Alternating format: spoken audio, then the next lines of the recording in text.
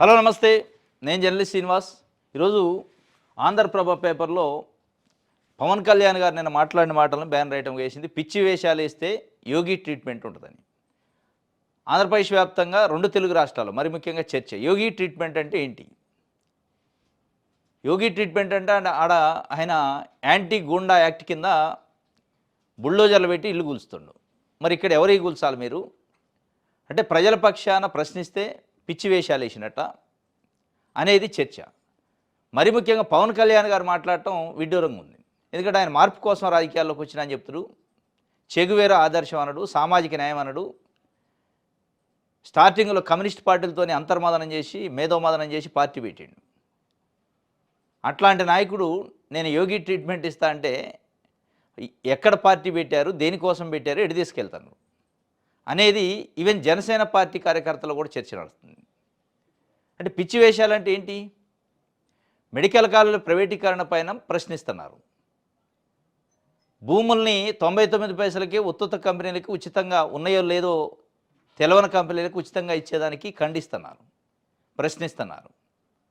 అవి పిచ్చి వేషాలు అయితే, ఒకవేళ నిజంగానే పిచ్చి వేషాలు అయితే నారా లోకేష్ గారు యోగారం యాత్ర చేసేటప్పుడు రెడ్ బుక్ రాశారు.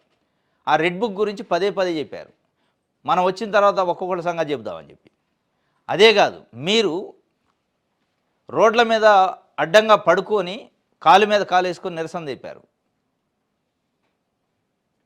మీరు సినిమా డైలాగులు చెప్పారు. ఒక్కొక్కటి తాట తీస్తా, తోలు తీస్తా, ఉరికిచ్చి కొడతాం, ఇట్లాంటివి కూడా చెప్పారు. ఇది అధికారంలో లేనప్పుడు. ఆ రోజు జగన్మోహన్ రెడ్డి అధికారంలో ఉన్నారు, ఆ ప్రభుత్వం ఉంది. మరి ఆ రోజు కూడా మీరు అనే ట్రీట్మెంటు చేయలేని పరిస్థితి. కానీ ఈ ట్రీట్మెంట్లు కాదు, ప్రజలు అడిగేది, ప్రజలకు మీరు ఏం హామీ ఇచ్చారు, ప్రజలకి దేనికోసం మీరు పార్టీ పెట్టారు, ఇప్పుడు ఏం చేస్తున్నారు, ఏం చేయాలి, అది కదా చేయాల్సింది. ట్రీట్మెంట్లు ఇవ్వడానికి మీరు డాక్టర్లు కాదు, యోగి డాక్టర్ కాదు. ఆయన చేసేది అక్కడ ఉన్న నేపథ్యం, అక్కడ ఉన్న పరిస్థితులు, అక్కడ గూండా యాక్టు, గూండాగిరి ఎక్కువ ఉంది. ప్రజాస్వామ్య ఇది దాంట్లోని కొంత మత ప్రాతిపదిక, కొంత ఇల్లు కూల్చడం ఇట్లా చేస్తాడు బుల్డోజర్లు పెట్టి. అది ఇక్కడ ఎట్లా అప్లై అయింది? ఒక రాజకీయ పార్టీ ప్రశ్నిస్తే, ప్రజాస్వామ్యవాదులు ప్రశ్నిస్తే, మీడియా ప్రశ్నిస్తే మేము ట్రీట్మెంట్ చేస్తా అంటాడు యోగి ట్రీట్మెంట్. ఈ ట్రీట్మెంట్ల కోసం మిమ్మల్ని ప్రజలు ఎన్నుకోలే. మిమ్మల్ని ప్రజలు ఎన్నుకున్నది ఈ రాష్ట్రంలో పేదరికం లేకుండా, నిరుద్యోగం లేకుండా, ఈ రాష్ట్రంలో విద్య వైద్యం ఉచితంగా అందేటట్లు ఒక మార్పు తీసుకొస్తారని మిమ్మల్ని ఎన్నుకుంది. మీరు పదే పదే ఆ మార్పు వదిలేసి ఒకవైపు జనసేన పార్టీ ఎమ్మెల్యేలతో సహా మొత్తుకుంటున్నారు. అసలు మాకు విలువేయట్లేదు, తెలుగుదేశం పార్టీ నాయకుల చుట్టూ తిరగాల్సి వస్తుంది. మనం గెలిచిన దగ్గర కూడా తెలుగుదేశం పార్టీ గుప్పెట్లో అధికారాన్ని పెట్టుకుంది.